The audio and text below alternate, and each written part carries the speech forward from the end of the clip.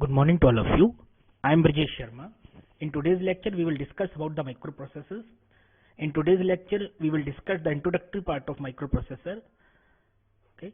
So, microprocessor क्या होता है, microprocessor की definition क्या है, characteristics क्या है, microprocessor कैसे काम करता है, interconnection structures क्या होते हैं, ये सारी चीजें हम आज के लेक्चर में डिस्कस करेंगे. ठीक है, these are the contents of today's lecture, starting with the introductory part of microprocessor. Then we will discuss about the multiprocessor and multicomputer. After that, we will discuss the classification of multiprocessors. Then we will discuss interconnection structure. Okay, so let us start with the multiprocessors. तो basically multiprocessor होता क्या है? तो a multiprocessor system is an interconnection of two or more CPUs with memory in input-output equipment. यानी कि दो या दो से ज्यादा अगर हमारे पास सीपीयू है और उनका इंटरकनेक्शन है किसके साथ, मेमोरी के साथ और इनपुट आउटपुट इक्विपमेंट्स के साथ, तो उस सिस्टम को हम जनरली बोलते हैं मल्टी प्रोसेसर सिस्टम. ठीक है, अब यहाँ पे बात आती है, एक टर्म आती है processor. So what is the mean of processor in multi processor case? यानी मल्टी प्रोसेसर के केस में प्रोसेसर हम किस चीज को बोल रहे हैं, किस चीज से रिलेटेड है, किस चीज से एसोसिएट है ये टर्म प्रोसेसर. तो ये एसोसिएट है दो टर्म से, can either central processing unit और इनपुट आउटपुट प्रोसेसर. यानी जो ये प्रोसेसर टर्म हम यूज कर रहे हैं किसके रेफरेंस में यूज कर रहे हैं, या तो सीपीयू के रेफरेंस में या फिर इनपुट आउटपुट के रेफरेंस में. ठीक है, लेकिन एक केस ऐसा है जहां पे हमारे पास केवल एक सीपीयू है और एक से ज्यादा इनपुट आउटपुट प्रोसेसर हैं. उस केस को हम इस डेफिनेशन में इंक्लूड तब तक नहीं करते हैं जब तक कि जो हमारे पास इनपुट आउटपुट प्रोसेसर हैं उनकी जो कंप्यूटेशनल फैसिलिटी है वो सीपीयू के कंपेरेबल ना हो. समझना मेरी बात को ध्यान से. हमने डेफिनेशन में क्या बोला है, एक से ज्यादा हमारे पास अगर प्रोसेसर हैं, अब प्रोसेसर क्या हो सकते हैं, या तो सीपीयू हो सकते हैं या फिर इनपुट आउटपुट प्रोसेसर हो सकते हैं. ठीक है, लेकिन एक केस ऐसा है कि हमारे पास केवल एक सीपीयू है लेकिन इनपुट आउटपुट प्रोसेसर एक से ज्यादा है. ठीक, केवल एक सीपीयू और इनपुट आउटपुट प्रोसेसर एक से ज्यादा. उस केस को हम मल्टी प्रोसेसर की डेफिनेशन में फिट नहीं करेंगे, इंक्लूड नहीं करेंगे तब तक जब तक कि जिनको हम मल्टी प्रोसेसर सिस्टम या जिनको हम इनपुट आउटपुट प्रोसेसर बोल रहे हैं उनकी जो कंप्यूटेशनल फैसिलिटी है वो सीपीयू के बराबर या कंपेरेबल ना हो. यानी वो केवल इनपुट आउटपुट के लिए लगे हुए हैं और ज्यादा उनकी कोई फंक्शनलिटी ऐसी नहीं है जो कि सीपीयू की फंक्शनलिटी के बराबर है. उस केस को हम ये नहीं बोलेंगे कि ये मल्टी प्रोसेसर है, जबकि इसमें एक से ज्यादा प्रोसेसर हैं, एक से ज्यादा प्रोसेसर इन्वॉल्व हैं, लेकिन उनकी जो कंप्यूटेशनल फैसिलिटी है वो सीपीयू के कंपेरेबल नहीं है. इसलिए इस केस को हम मल्टी प्रोसेसर नहीं बोलेंगे. तो इसको अगर हम थोड़ा सा रिवाइज करें अपनी डेफिनेशन को, तो इसमें हम ये बोलते हैं uh multi processor system employs the existence of multiple CPUs although usually there will be one or more input output processor as well. यानी कि अगर मल्टी प्रोसेसर की मैं बात कर रहा हूं, मल्टी प्रोसेसर सिस्टम की मैं बात कर रहा हूं, तो जो नंबर ऑफ सीपीयूज हैं वो क्या होंगे, दो या दो से ज्यादा होंगे. इनपुट आउटपुट प्रोसेसर एक है या एक से ज्यादा है वो अलग केस है, वो हो सकता है. लेकिन अगर मल्टी प्रोसेसर सिस्टम है तो उस केस में जो नंबर ऑफ सीपीयूज हैं वो जनरली दो या दो से ज्यादा होने चाहिए. ठीक है, वही डेफिनेशन हमने कंटिन्यू की है. Multi processor system is an interconnection of two or more CPUs each sharing main memory and peripheral in order to simultaneously process the program. यानी मल्टी प्रोसेसर क्या है, दो से ज्यादा सीपीयूज का इंटरकनेक्शन है जो आपकी मेन मेमोरी को और जो अदर पेरिफेरल्स हैं उनको क्या करता है, शेयर करता है. ठीक है, अब यहाँ पे एक अच्छी बात है जो हम समझने की बात है, वो है रिलायबिलिटी के टर्म्स में. Multi processing improves the reliability of a system. So how we can say that multiprocessing improves the reliability of a system? Because in multiprocessor system we have more than one or more than two CPUs. ठीक, यानी मैं मान के चलता हूं हमारे पास है 4 CPUs. अब इन 4 CPUs के ऊपर कोई टास्क है जो 4 CPU कर रहे हैं मिलके. अब उस केस में अगर किसी फॉल्ट के कारण कोई एक सीपीयू आपका फेल हो जाता है, कोई एक प्रोसेसर आपका फेल हो जाता है, तो जो दूसरा प्रोसेसर है उस प्रोसेसर को, उस जो फेल हुआ प्रोसेसर, उसका वर्क किसको असाइन कर दिया जाता है, जो रिमेनिंग बचे हुए प्रोसेसर है उनमें से किसी को. जिससे आपका जो एंटायर टास्क है वो कंटिन्यू चलता रहता है, यानी जो सिस्टम है वो कंटिन्यू फंक्शन करता रहता है, वो भी करेक्ट मैनर में, यानी जो टास्क है उसका एग्जीक्यूशन रुकता नहीं है due to failure of a particular processor. ठीक है, जिससे क्या होता है, हमारे सिस्टम की रिलायबिलिटी बढ़ जाती है। एक सीपीयू होगा, एक सीपीयू को एक काम कर रहा है, अगर वो सीपीयू फेल हो गया हमारे पास तो आपका काम नहीं हो पाएगा। लेकिन अगर एक से ज्यादा प्रोसेसर्स है, एक से ज्यादा सीपीयू है और एक पर्टिकुलर सीपीयू फेल भी हो रहा है, तो जो रिमेनिंग उस सिस्टम में इन्वॉल्व सीपीयू हैं वो उसके टास्क को टेक ओवर करेंगे और आपका जो टास्क चल रहा है उसको कंटिन्यू फंक्शनिंग कराते रहेंगे, करेक्ट मैनर में उसको चलाते रहेंगे। ठीक है, अब बात करते हैं कंपोनेंट्स की। तो the component form multi processor are CPU, input output device and memory unit shown below in a diagram. This is your typical diagram of multi processor system. आप अलग अलग बुक में अलग अलग रेफरेंस है, आपके जो मॉरिस मैन हो इसमें तो ऐसा कोई स्ट्रक्चर दिया नहीं है, ये दूसरी बुक का डायग्राम है। इसको हम समझने के लिए समझें कि हमारे पास क्या है, एक सीपीयू है, दूसरा सीपीयू है, एक इनपुट आउटपुट प्रोसेसर है, दूसरा इनपुट आउटपुट प्रोसेसर है। Input output processor input output unit से एसोसिएट है, input output processor input output से एसोसिएट है, सीपीयू इनपुट आउटपुट से एसोसिएट है और सीपीयू 1 भी इनपुट आउटपुट प्रोसेसर से एसोसिएट है। और ये दोनों एलिमेंट किससे जुड़े हैं, आपके मेन मेमोरी को शेयर कर रहे हैं। So that is the example of your typical multi processor system. Here we have more than one CPU, on these CPU are sharing main memory। ठीक है, यह कहलाता है आपका मल्टी प्रोसेसर सिस्टम। अब हम बात करते हैं why choose a multi processor system. One of the most important question, why we are choosing multi processor system. Actually क्या है, अगर हमारे पास कोई एक सीपीयू है, a single CPU can only go so fast. अगर कोई एक काम है, कोई एक सिंगल सीपीयू सिस्टम है, सिंगल प्रोसेसर है, वो बहुत तेजी के साथ काम कर सकता है। ठीक, ये तो सिंपल है। Use more than one CPU to improve performance. लेकिन अगर हम एक से ज्यादा सीपीयू इस्तेमाल करते हैं, एक से ज्यादा सीपीयू इन्वॉल्व करते हैं, तो हमारे सिस्टम की जो ओवरऑल परफॉर्मेंस है वो क्या हो जाती है, इंप्रूव हो जाती है। एक चीज।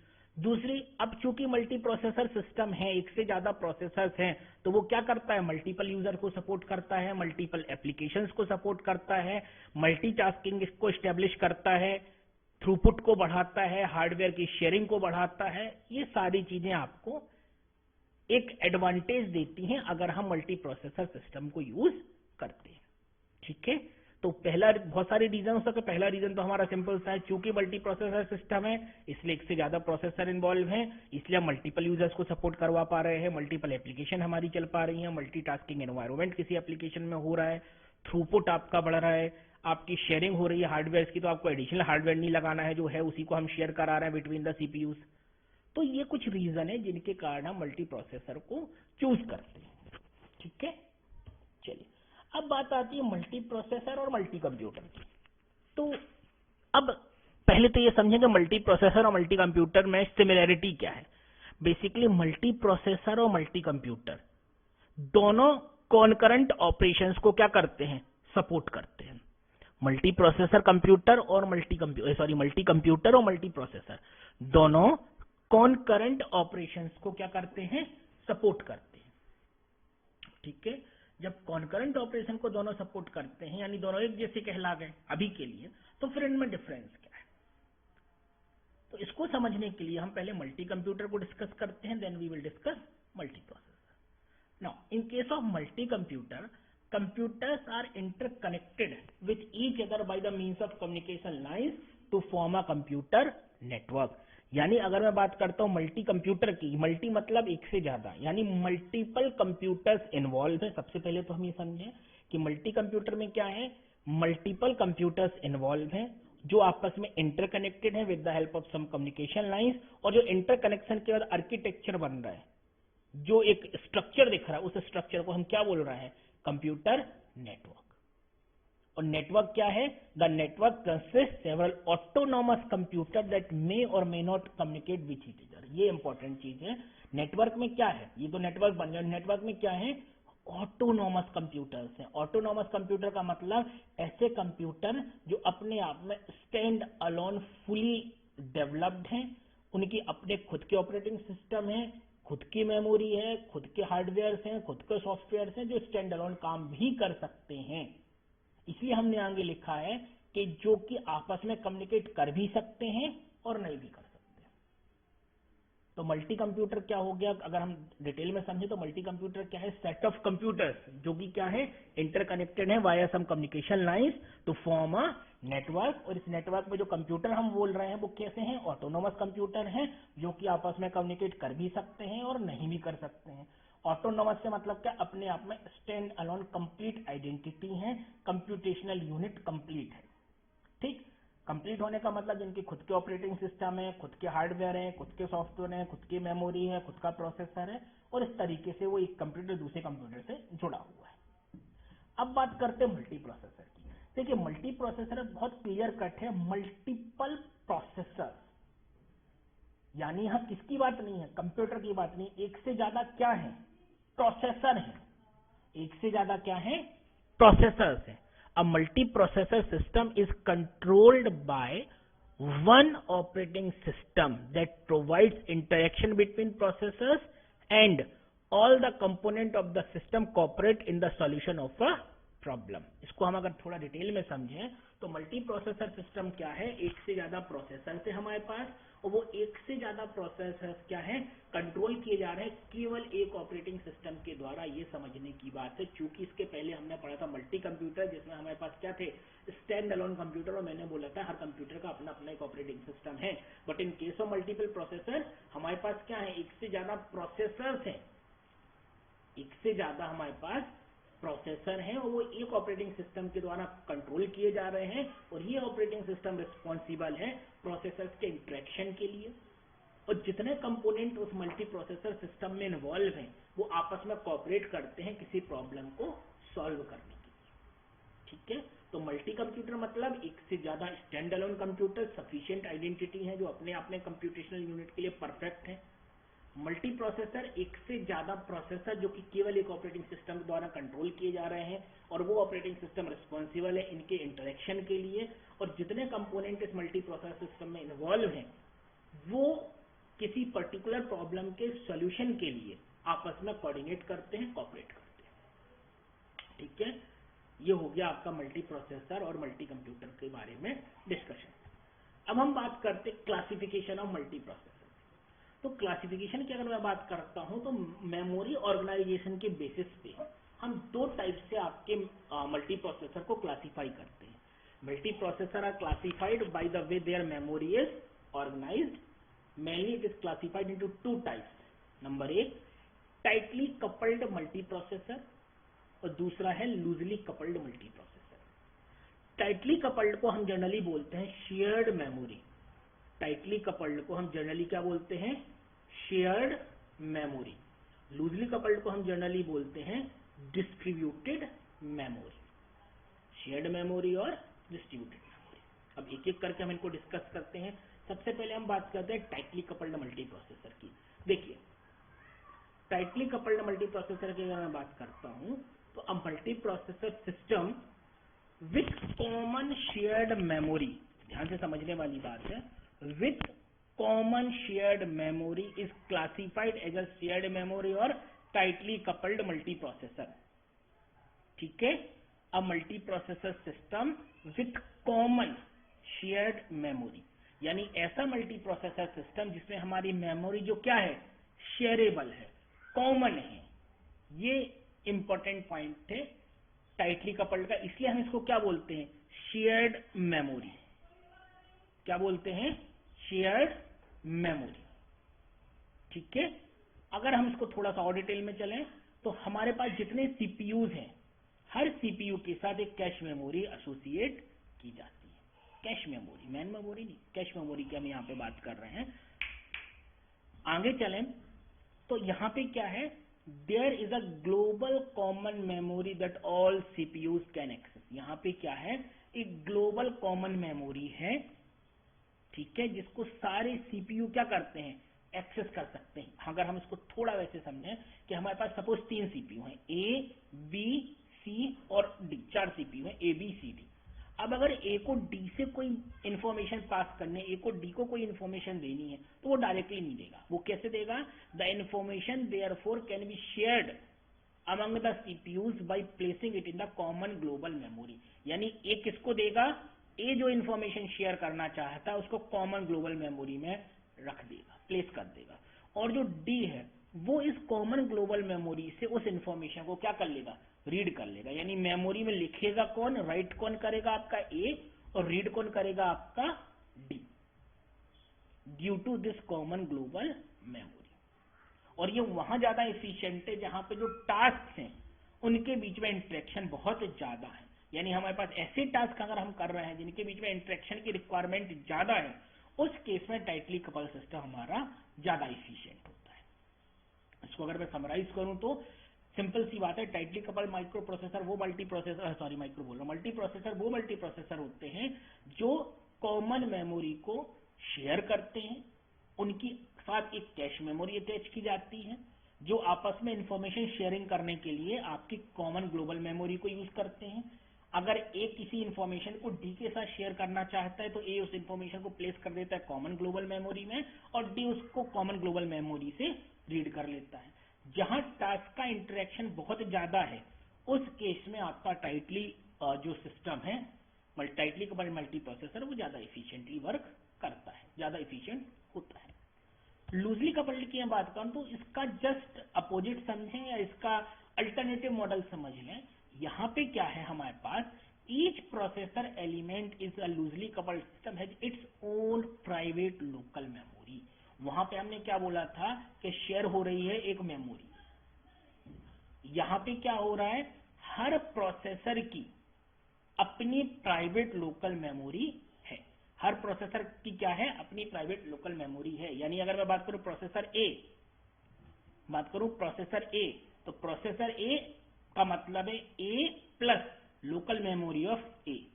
प्रोसेसर बी यानी कि B plus local memory of processor B. Processor C यानी कि C plus local memory of processor C. यानी कि ए बी सी, अगर मैं तीन प्रोसेसर की बात करूं तो इनके साथ इनकी क्या रहती है? लोकल मेमोरी अटैच रहती है। ठीक है। यानी हम एक अगर हम बोले प्रोसेसर एलिमेंट, तो एलिमेंट में क्या है? दो चीजें, प्रोसेसर और उसकी अपनी खुद की लोकल मेमोरी। ठीक, चले आगे चलते हैं। अब हमने बोला सर इनके बीच में इंटरेक्शन कैसे होगा, ये आपस में कैसे? हर प्रोसेसर है, प्रोसेसर की अपनी खुद की मेमोरी है, तो ये आपस में कैसे टाइड है, कैसे बंधे हुए हैं? तो the processor are tied together by switching scheme. एक स्कीम है जिसको हमने बोला switching scheme, design to route information from one processor to another through a message passing scheme. यानी इन प्रोसेसर्स को आपस में बांधने के लिए, इनको प्रोसेसर को आपस में एसोसिएट करने के लिए एक स्विचिंग स्कीम को डिजाइन किया गया है, जो कि एक प्रोसेसर से दूसरे प्रोसेसर की तरफ इंफॉर्मेशन को क्या करेगा? रूट करेगा, भेजेगा with the help of one mechanism, और मैकेनिज्म का नाम क्या है? Message passing scheme. यानी अगर कोई एक प्रोसेसर किसी दूसरे प्रोसेसर से कुछ कम्युनिकेट करना चाहता है, कोई डेटा को भेजना चाहता है, तो डेटा जाएगा in form of packet.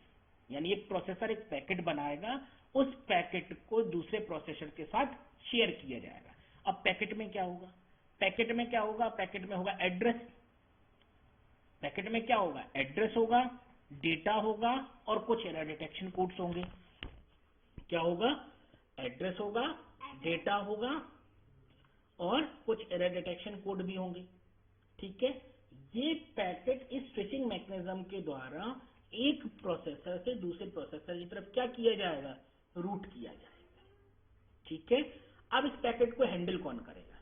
Obvious सी बात है, जिस प्रोसेसर का एड्रेस इसमें डला है वो स्पेसिफिक प्रोसेसर इस पैकेट को एक्सेप्ट करेगा, इसके डेटा को निकालेगा, इसके डेटा को एक्सेस करेगा और यूज करेगा। रिमेनिंग जितने प्रोसेसर्स हैं अगर वो उसको एक्सेप्ट भी करते हैं तो क्या करेंगे? या तो पास करेंगे किसकी तरफ? इस एड्रेस की तरफ, जिस एड्रेस को हमने इसके पैकेट में डाला है, या फिर सिंपली इग्नोर करते जाएंगे, उस डेटा कंटेंट, उस डेटा को एक्सेस नहीं करेंगे। ठीक है। अब हम बात करते हैं एफिशिएंसी की। तो ऐसे टास्क जहां इंटरेक्शन कम है क्या लिखा, loosely coupled system are most efficient when the interaction between task is minimal. अगर टास्क के बीच में इंटरेक्शन मिनिमल है उस केस में आपका लूजली कपल्ड सिस्टम ज्यादा एफिशिएंटली काम करता है। ठीक है, तो अगर मैं इसको समराइज करूं तो loosely coupled micro multi processor क्या है? लूजली कपल्ड मल्टी प्रोसेसर वो मल्टी प्रोसेसर है जिनके साथ अपनी खुद की प्राइवेट मेमोरी होती है, जो आपस में एक दूसरे से बंधे होते हैं, और बंधने के लिए हम जो मैकेनिज्म यूज करते हैं, एक स्विचिंग स्कीम हम यूज करते हैं, जिसके द्वारा एक प्रोसेसर दूसरे प्रोसेसर की तरफ आपकी इंफॉर्मेशन को क्या करता है, रूट करता है, और इस स्कीम को हम जनरली बोलते हैं मैसेज पासिंग स्कीम।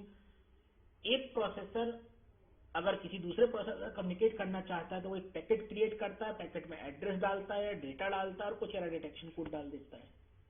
ठीक, जिस प्रोसेसर का एड्रेस होता है वो प्रोसेसर उस पैकेट को एक्सेप्ट करता है, उसके डेटा को एक्सेस करता है। ठीक है, और इफिशियंसी की मतलब क्या है? इफिशियंसी क्या है? इफिशियंसी तब बहुत अच्छी होती है जब टास्क के बीच में जो इंटरेक्शन है क्या है, मिनिमल है। ठीक है, तो ये होता है आपका लूजली कपल्ड मल्टी प्रोसेसर। अब हम बात करते हैं इंटरकनेक्शन स्ट्रक्चर की। देखिए, सबसे पहले हमने बोला था मल्टी प्रोसेसर सिस्टम, तो मल्टी प्रोसेसर सिस्टम के कंपोनेंट्स कौन कौन से हैं? The component that form multi processor are CPUs, input output processors connected to input output device and memory unit. यानी सीपीयूज हैं, इनपुट आउटपुट प्रोसेसर्स हैं, इनपुट आउटपुट डिवाइस है, मेमोरी है, ये सारे क्या है, कंपोनेंट हैं आपके मल्टी प्रोसेसर सिस्टम के। ठीक, तो इन कंपोनेंट्स का जो इंटरेक्शन है, इन कंपोनेंट का जो इंटरकनेक्शन है, वो हमें यहां पे डिस्कस करना है।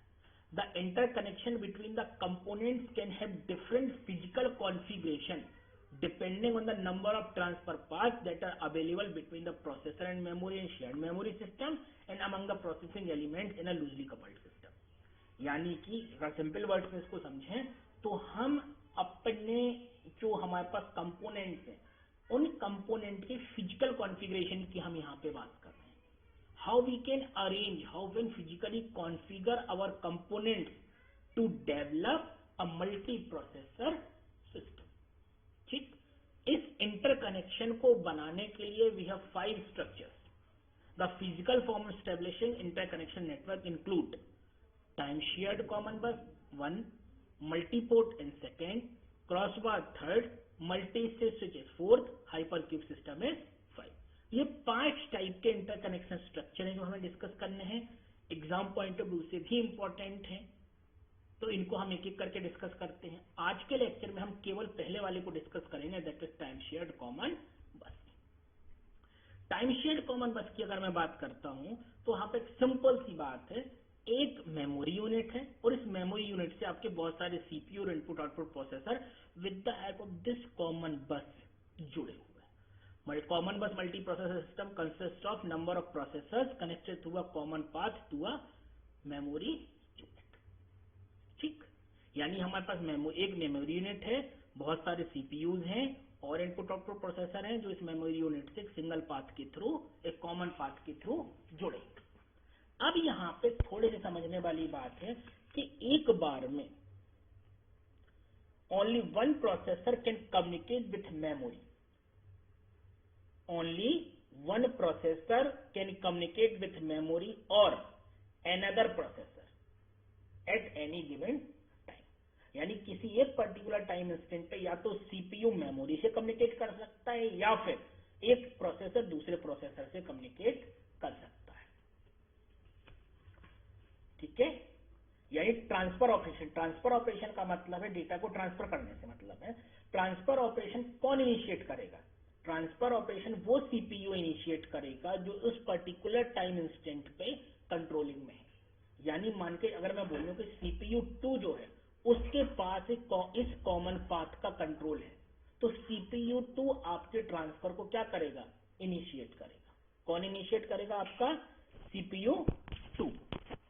सीपीयू 2 रिस्पॉन्सिबल होगा आपके ट्रांसफर पाथ पे यूज करने के लिए, उसको ट्रांसफर को इनिशिएट करने के लिए। ठीक है, अब जितनी देर तक, ठीक है, अब अगर उस टाइम पे जब सीपीयू 2 जो है आपका वो इस कॉमन पाथ को यूज कर रहा है, अगर कोई और सीपीयू या इनपुट आउटपुट प्रोसेसर इस पाथ को यूज करना चाहता है तो वो सबसे पहले इस पाथ की अवेलेबिलिटी को चेक करता है। क्या करता है? इस पाथ की अवेलेबिलिटी को चेक करता है। अगर पाथ अवेलेबल है तो वो क्या करेगा? ट्रांसफर को इनिशिएट करेगा। अवेलेबल नहीं है तो क्या करेगा? वेट करेगा जब तक कि उसको ग्रीन सिग्नल ना मिल जाए, या जब तक वो ये चेक ना कर ले कि मेरे पास ये जो कॉमन पाथ है ये अवेलेबल है मेरे लिए। ठीक है, ये समझने की बात है। अब यहाँ पे एक और चीज आती है, यहाँ आता है सर कॉन्फ्लिक्ट। अब चूंकि चीजें क्या है? शेयरेबल है। क्या है? शेयरेबल है तो क्या होगा? कॉन्फ्लिक्ट्स आएंगे। The system exhibit transfer conflict since one common bus is share by all the processor. अब सारे प्रोसेसर क्या कर रहे हैं? इस कॉमन बस को शेयर कर रहे हैं। अब चूंकि शेयर कर रहे हैं इसलिए हमारे पास क्या इन्वॉल्व है? कॉन्फ्लिक्ट इन्वॉल्व है। तो इस कॉन्फ्लिक्ट को रिजॉल्व करने के लिए हम एक बस कंट्रोलर को स्टैब्लिश करते हैं, हम एक बस कंट्रोलर को यूज करते हैं। बस कंट्रोलर क्या करता है? बस कंट्रोलर जो भी रिक्वेस्टिंग है, ये यूनिट है, उनको क्या देता है? पीरियोडिटी देता है। ठीक है, तो कॉन्फ्लिक्ट को रिजॉल्व करने के लिए we are using bus controller that establish priority among the requesting unit. यानी जो रिक्वेस्टिंग यूनिट्स हैं, suppose these are the requesting units, ये यूनिट क्या कर रही है? इस कॉमन पाथ को यूज करने की रिक्वेस्ट कर रही है। तो बस कंट्रोलर इन रिक्वेस्टिंग यूनिट्स को एक पीरियोडिटी देगा। उस पीरियोडिटी के हिसाब से आपके सीपीयू और इनपुट आउटपुट प्रोसेसर आपके इस शेयर्ड पाथ को, इस कॉमन पाथ को यूज करेंगे। अब यहाँ पे आपने एक चीज नोटिस की होगी, हमने सबसे पहले क्या बोला था कि एक बार में केवल एक जो सीपीयू है या तो वो मेमोरी से बात कर सकता है या दूसरे प्रोसेसर से बात कर सकता है। यानी कि जब एक processor, when one processor is communicating with memory, all other processor are either busy with an integral operation or must be idle waiting for the bus। इस केस में क्या होगा? जब एक प्रोसेसर मेमोरी से बात कर रहा है, उस केस में जो बाकी प्रोसेसर हैं वो या तो अपने इंटरनल ऑपरेशन में बिजी रहेंगे या फिर वेट करेंगे। कब तक? जब तक कि बस क्या ना हो जाए, फ्री ना हो जाए, जिससे जो हमारा ओवरऑल ट्रांसफर रेट है वो क्या हो जाएगा? लिमिटेड हो जाएगा। इसके सॉल्यूशन के लिए हमने एक तरीका यूज किया जिसको हम बोलते हैं डुअल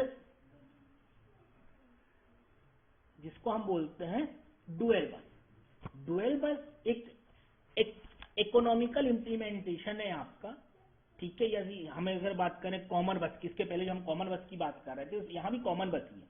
यहाँ भी हमारे पास क्या एक सिस्टम बस है, बस हमने इसको थोड़ा सा इंप्रूव कर दिया। हमने यहाँ दो बसेस यूज कर ली, एक सिस्टम बस और एक लोकल बस। ठीक, यानी एक लोकल बस की अगर मैं बात करूं, this is a local bus, इसका अपना सीपीयू है, अपना इनपुट आउटपुट प्रोसेसर है, लोकल मेमोरी है और एक बस कंट्रोलर है, और ये हर लोकल बस के साथ इन्वॉल्व है। हमारे पास एक शेयर्ड कॉमन मेमोरी है जिसको ये सारे CPU, input output processor use करेंगे। यानी अगर किसी पर्टिकुलर टाइम इंस्टेंट पे आपका सीपीयू है, ये लोकल बस का ये वाला सीपीयू इस शेयर्ड मेमोरी को यूज करना चाह रहा है, यूज कर रहा है, तो वो क्या करेगा? सिस्टम बस कंट्रोलर से रिक्वेस्ट करेगा, लोकल बस से रिक्वेस्ट करेगा, local bus system bus controller की हेल्प से इस सिस्टम बस को एक्सेस करेगी और सीपीयू जो है वो शेयर्ड मेमोरी को यूज करेगा। इस ड्यूरेशन में जो remaining CPU input output processor हैं वो अपना इंटरनल काम करेंगे, यानी अपने लोकल मेमोरी को डायरेक्टली एक्सेस कर सकते हैं और अपने जो भी काम है वो कर सकते हैं। तो इससे हमारा थोड़ा सा जो कहना चाहिए ऑपरेशन स्लो हो रहे थे, जो हमारी लिमिट हो रही थी, वो थोड़ी सी हमने इंप्रूव करने की कोशिश की with the help of dual बस आर्किटेक्चर। ठीक है, ये पूरी जो मैंने अभी बताया है ये पूरी कहानी लिखी हुई है। ठीक है, ये कहानी वही है जो मैं अभी आपको सुना चुका हूँ कि कैसे हमारे काम हो रहा है, कैसे हमारी चीजें इन्वॉल्व है। The number of local buses is connected with local memory and one processor. यही मैंने बोला है कि जो लोकल बस है उसका अपना सीपीयू, अपना प्रोसेसर और अपनी लोकल मेमोरी है, और हर local bus connected to the CPU, input output and other combination of processor, ये हम डिस्कस कर चुके हैं। System bus controller links each local bus to the common bus. ये जो सिस्टम बस कंट्रोलर है, ये सिस्टम बस कंट्रोलर इस लोकल बस को इस सिस्टम बस के साथ क्या करता है? एसोसिएट करता है, जोड़ता है, लिंक करता है। ठीक है, और जो मेमोरी है, memory connected to the common system bus is shared by the all the processor. यानी जो मेमोरी है ये है शेयर्ड मेमोरी, ये सारे सीपीयू इनको क्या कर सकते हैं? सारे प्रोसेसर्स को यूज कर सकते हैं। ठीक है, और फिर कहानी वही है जो हमने डिस्कस की है कि अगर एक सीपीयू इसको यूज कर रहा है तो रिमेनिंग सीपीयू इंटरनल ऑपरेशन करेंगे, आपस में अपनी लोकल मेमोरी से बात कर सकते हैं। सिंपल। ठीक है, तो आज के लेक्चर में हम यहाँ खत्म करते हैं। अगर इस लेक्चर को हम समराइज करें तो हमने बात की मल्टी प्रोसेसर सिस्टम की। मल्टी प्रोसेसर सिस्टम क्या होता है? अगर एक, दो या दो से ज्यादा सीपीयूज हैं और वो इंटरकनेक्टेड है with the help with some input output device और मेमोरी, तो सिस्टम को हम क्या बोलते हैं?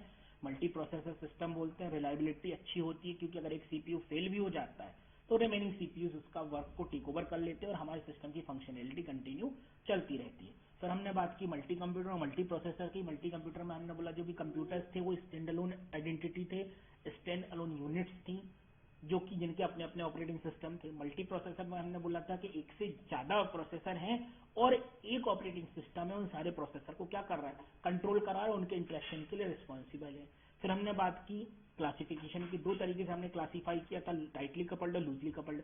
टाइटली कपल्ड में जो मेमोरी थी वो क्या थी? शेयर्ड थी। लूजली कपल्ड में जो मेमोरी थी वो क्या थी? हर प्रोसेसर की अपनी इंडिविजुअल यूनिट थी। हर सीपीयू की, हर प्रोसेसर की अपनी खुद की लोकल प्राइवेट मेमोरी थी। यहाँ पे एक स्कीम डेवलप की थी जिससे एक प्रोसेसर दूसरे प्रोसेसर से बात कर सकता है with the help of some message passing scheme. Tightly coupled में हमारे पास शेयरेबल ग्लोबल कॉमन मेमोरी थी, यानी प्रोसेसर अगर आपस में कम्युनिकेट करते हैं, इन्फॉर्मेशन एक्सचेंज करते हैं तो कैसे होगा? With the help of global common memory होगा। लूजली कपल्ड में हमने क्या देखा था? हमने देखा था एक मैकेनिज्म, एक पैकेट हम यूज करते हैं, पैकेट को यूज करके हम प्रोसेसर्स के बीच में आपस में कम्युनिकेशन या कनेक्शन स्टेब्लिश करते हैं।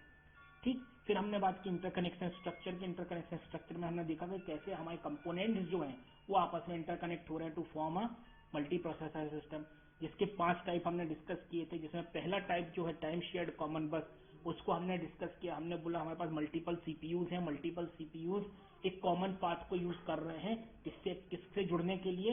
मेमोरी से जुड़ने के लिए। एक बार में एक सीपीयू ही मेमोरी को एक्सेस कर सकता है या फिर दूसरे सीपीयू से बात कर सकता है।